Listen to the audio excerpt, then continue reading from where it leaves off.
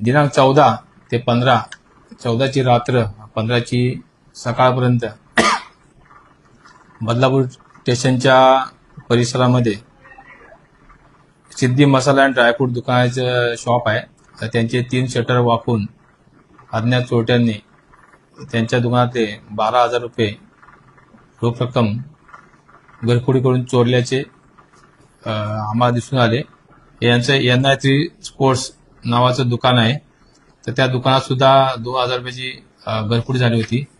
व तिसरी आहे बंधन बँक. तर बंधन बँक सुद्धा शटर तोडून प्रयत्न झाला होता आणि त्यामध्ये आम्हाला काही फुटेज प्राप्त झाले होते. एक लाल टी शर्ट घातलेला इसम होता आणि एक कडका एक लंबूसारखा इसम होता.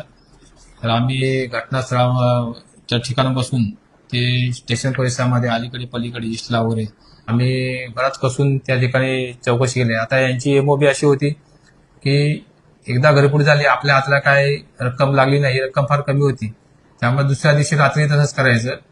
कारण हे जे आरोपी आहेत हे पुण्यावरून आलेले होते 2 जण. मग ते रेल्वे स्टेशन परिसरात थांबले होते. मग आम्ही त्या फुटेजच्या आधारे त्यांचा शोध घेतला.